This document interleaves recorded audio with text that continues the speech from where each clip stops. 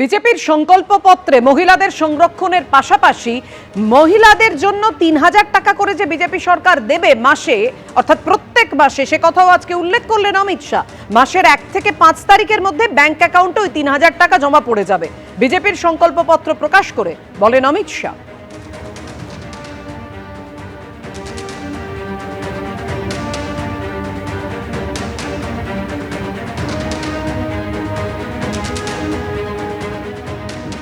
मध्यम वर्ग और लोअर मिडिल क्लास और गरीब,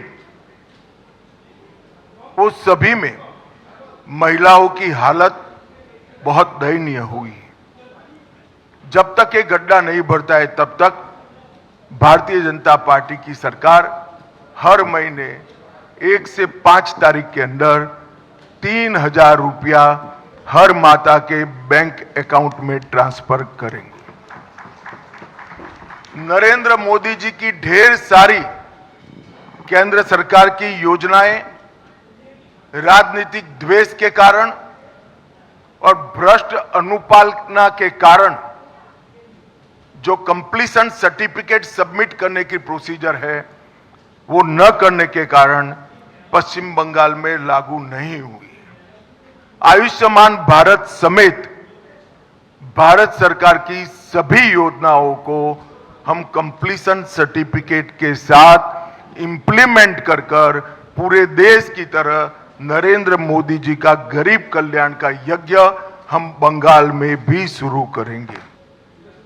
একদিকে অমিত শাহ বলছেন বিজেপি ক্ষমতায় আসলে মহিলাদের অ্যাকাউন্টে প্রতি মাসে ৩,০০০ টাকা, অন্যদিকে মমতা বন্দ্যোপাধ্যায় ফের আশ্বস্ত করছেন এই বলে যে লক্ষ্মীর ভান্ডার সারা জীবন চলবে।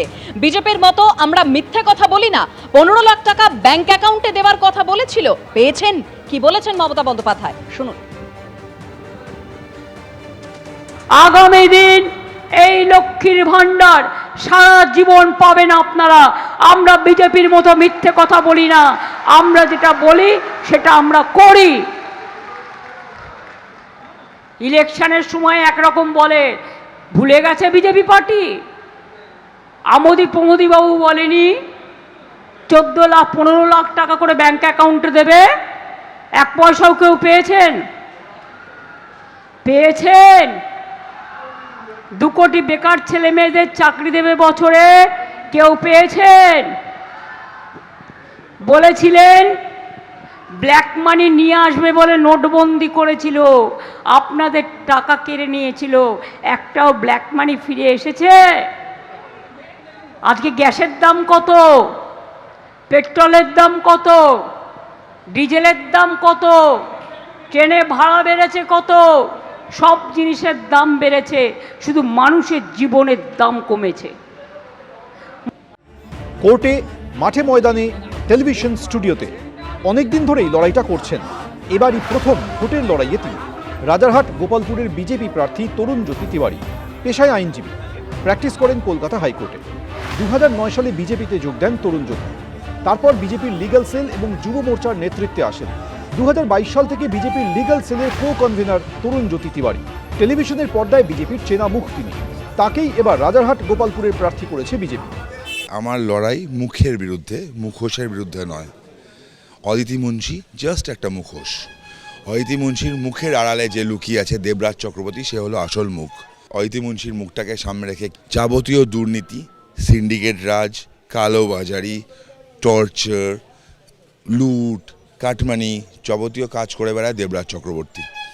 2021 বিধানসভা নির্বাচনে রাজারহাট গোপালপুরে বিজেপির শ্রমিক ভট্টাচার্যকে 25,000-এর বেশি ভোটে হারিয়েছিলেন অদিতি মুন্সি। সেই শ্রমিক ভট্টাচার্য এখন বিজেপির রাজ্য সভাপতি। আর রাজারহাট গোপালপুরে বিজেপির ব্যাটন তুলে দিয়েছেন তরুণ জ্যোতি তিওয়ারির হাতে। রাজারহাট গোপালপুর বিধানসভা কেন্দ্রে বিজেপি মনোনীত প্রার্থী তরুণ জ্যোতি তিওয়ারি, পেশায় আইনজীবী আর নেশায় রাজনীতিক। এই মুহূর্তে প্রচার সারছেন। ভোট কারোর কেনার নয়, তাই যদি হতো 34 বছর বাম শাসনের পর তৃণমূল যখন আসলো, ভোট তো শিফট হয়েছে। মানুষের কাছে কাজ নেই, মানুষ এই বেকার ভাতা দিয়ে সংসার চলে না, লক্ষ্মীর ভাণ্ডার দিয়েও চলে না। আমরা প্রমিস করছি অন্নপূর্ণা ভাণ্ডার আমরা দেব, সাথে এটাও প্রমিস করছি বাড়ির লক্ষ্মী, বাড়ির গণেশদের কাজও দেব। সেন্ট্রাল যে প্রকল্পগুলো আসছে সেখানে আনা হবে। প্রার্থী হওয়ার পর থেকেই চুটিয়ে প্রচার করছেন তরুণ জ্যোতি। বাড়ি বাড়ি যাওয়া থেকে এলাকায় ঘুরে ঘুরে প্রচার। রীতিমতো মাটি কামড়ে পড়ে আছেন বিজেপি প্রার্থী। রাজারহাট গোপালপুরে তরুণজ্যোতি তিওয়ারির লড়াই তৃণমূলের অদিতি মুন্সি, সিপিএমের শুভজিৎ দাশগুপ্ত এবং কংগ্রেসের পার্থ ভৌমিকের সঙ্গে। ভোট যুদ্ধে কে জিতবেন, কাকে বেছে নেবেন মানুষ, মানুষের চোখে ভোটের ভিআইপি হবেন কে, জানা যাবে চৌঠামে। ঐশী মুখোপাধ্যায়ের রিপোর্ট, এবিপি আনন্দ, কলকাতা। প্রথম কথা হচ্ছে সিপিআইএম গিমিকে বিশ্বাস করে না তো। পেশায় আইনজীবী, বিধাননগর কোর্টে দীর্ঘদিন ধরে আইনি লড়াই করছেন। এবার বিধানসভা ভোটের লড়াইয়ের ময়দানে সিপিএম প্রার্থী সৌম্যজিৎ রাহা। আইন বিষয়ে শিক্ষকতাও করেন, কাজের সূত্রে রোজ জনসংযোগ করতে হয়। পাশাপাশি তার জন্মস্থান বিধাননগর। স্থানীয় মানুষের কাছে তার একটা আলাদা পরিচয় রয়েছে। ভোটের ময়দানে সেটাকে কাজে লাগাচ্ছেন তিনি। সল্টলেকের বৈশাখী আইল্যান্ডের কাছেই প্রয়াত সিপিএম নেতা ও রাজ্যের প্রাক্তন মন্ত্রী সুভাষ চক্রবর্তীর বাড়ি। প্রচারে বেরিয়ে সেখানে যান সৌম্যজিৎ রাহা। বাড়ির বারান্দায় সুভাষ চক্রবর্তীর স্ত্রী রমনা চক্রবর্তীর সঙ্গে দেখা হয় তার। বেশ কিছুক্ষণ কথা হয় দুজনের। প্রার্থী তো পরিচিত, বিশেষ করে বিধাননগরের খুবই পরিচিত প্রার্থী, এবং এখানকার মানুষের শুধুমাত্র যে আইনি পরামর্শ বা আইনি সমস্ত কাজকর্ম করে থাকে তা তো মাত্র নয়, সমস্ত মানুষের প্রয়োজনে আন্দোলনের সংগ্রামে সবসময় ও থাকে। এতদিন পেছনে থেকে দলের জন্য অনেকবার ভোটে লড়ার কৌশল ঠিক করেছেন। এবার তাকে সামনে থেকে লড়াই করার সুযোগ দিয়েছে দল। 2021 সালে বিধাননগরের পুর নির্বাচনে প্রার্থী হয়েছিলেন তিনি। এবার একেবারে বিধানসভা ভোটের লড়াইয়ে নেমেছেন। পার্লামেন্টে যে বিল আসে, বিভিন্ন রকম বিল প্লেসড হয়, সেগুলোর ওপরে প্যারাভাইজ সাজেশনস চায় যারা হচ্ছে লেজিসলেটার্সদের কাছ থেকে।